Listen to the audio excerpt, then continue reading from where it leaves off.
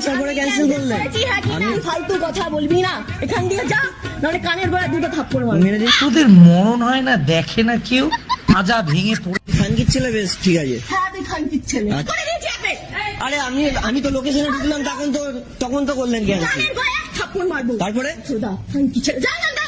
তারপর গরম করাবেন না। কি সকালবেলা কি আমার তেলটা কি এমনি আসে? আরে আপনি বলুন। ক্যান্সেলটা তাহলে দুটো করে গাড়ি বুক করবেন কেন? একটা কনফার্ম হয়ে ইনি হলেন ভদ্র সমাজের মুখোশধারী অভদ্র মহিলা। হ্যাঁ, এনাকে সোশ্যাল মিডিয়ায় সবাই দেখে নিয়েছেন। ইনি হচ্ছেন একজন কর্পোরেট জব করা মহিলা, যিনি সকাল সকাল ঘুম থেকে উঠে বেশ পরিপাটি হয়ে সেজে তিনি তার অফিসে যাবেন বলে মোবাইলের দুটো অ্যাপ দিয়ে দুটো র্যাপিডো বুক করেন।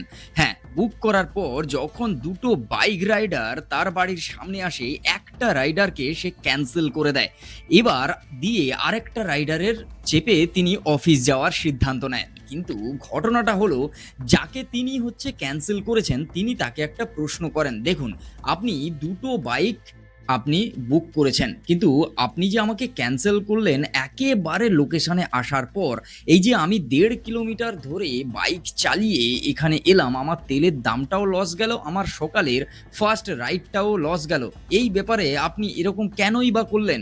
এই প্রশ্নটা করতে তিনি একেবারে ভদ্র ভাষায় অভদ্রভাবে গালিগালাজ করলেন এবং তিনি তাকে গায়ে হাত তোলার হুমকি দিলেন, মানে বললেন যে গালে চড় মারবেন, মানে এরকম একটা পরিস্থিতি। আসার পরে ক্যান্সেল করলেন।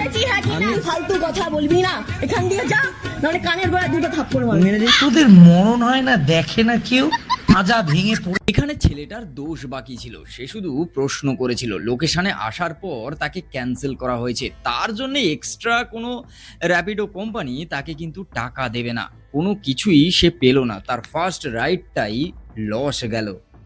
হয়তো দিনের শুরুটাই তার খারাপ যাওয়াতে পুরো দিনটাই তার খারাপ গেল। এতে হয়তো কারোর যায় আসবে না, ওই ভদ্র মহিলারও যায় আসবে না, কিন্তু যায় যদি কারোর আসে ওই র্যাপিডো ড্রাইভারের আসবে। কিন্তু যাই হোক, ওই একটা বলে না, রাতারাতি ইনি এখন ভাইরাল সেলিব্রিটি। তবে এই জায়গায় একটা কথা বলি, সেলিব্রিটি হওয়া আলাদা আর ভাইরাল হওয়া কিন্তু এখন আজকের ডেটে দাঁড়িয়ে আলাদা।